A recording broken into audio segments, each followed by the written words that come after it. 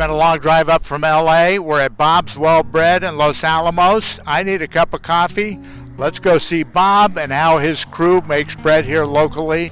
Scott Smith, the chief baker here. And we got the whole crew working on other stuff behind me.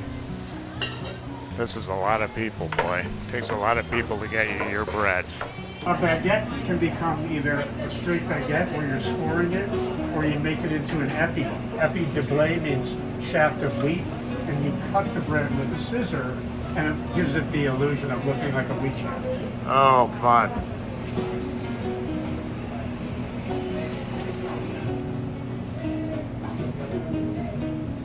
Oh my gosh. And you'll see the different styles of cuts. It's almost like a baker's signature. Wow.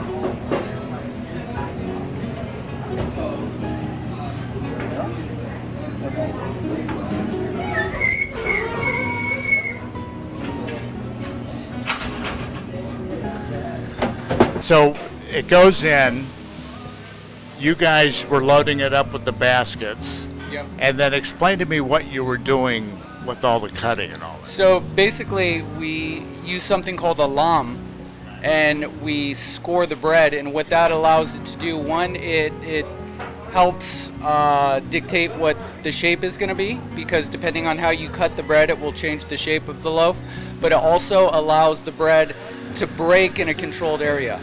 You know, if we didn't cut it, one, it would be really tight, and the crumb, we like to have a nice open irregular crumb. The structure would be a lot tighter, but also it would, you know, burst wherever the weakest area is. So that's a way of controlling it.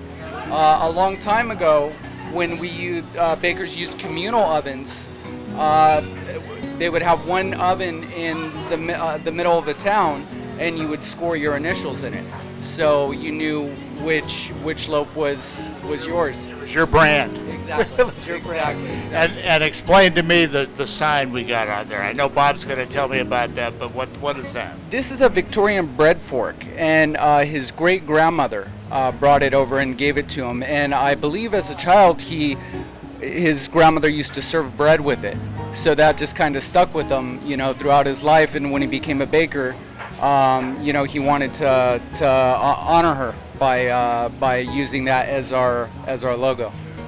Bob's Well Bread and Bob Oswaks, it's in his DNA. Scott is getting the baguettes. He had like an intuitive sense that it was time. Yeah, bring one of those over here. Oh, that's great. And one of the ways you can tell if a loaf of bread is done is you hit the bottom of it, and Wow. It should sound like a drum, like a hollow drum. You know, and it should have. Yeah, as it cools, it starts. They crackle a bit, so you can just listen at it. Yeah.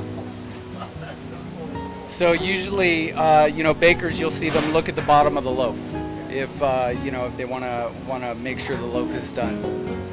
That's the indicator. Yeah. Well, this has been incredible with Scott Smith, Bob's Well Bread Bakery here in Los Alamos. Thank you, Scott. Thank you. I appreciate you coming by.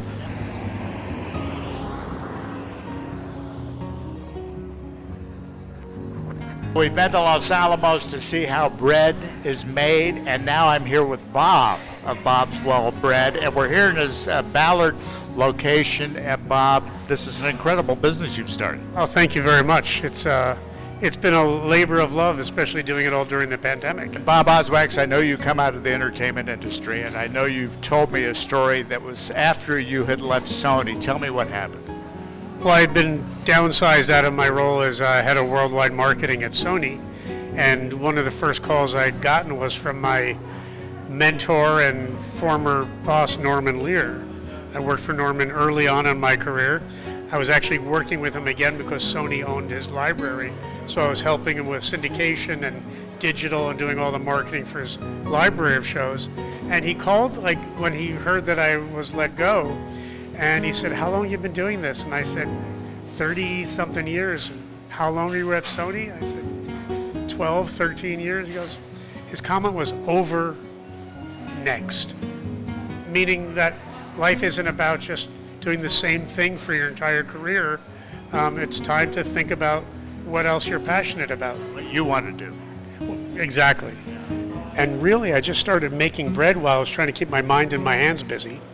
And I realized I became a little passionate about it. I'm up here. I opened my bakery in Los Alamos. I get a call from the chef of Bacara. They're having the Julia Child Festival, big food and wine festival they do every year. Because Santa Barbara is Julia Child's adopted home city.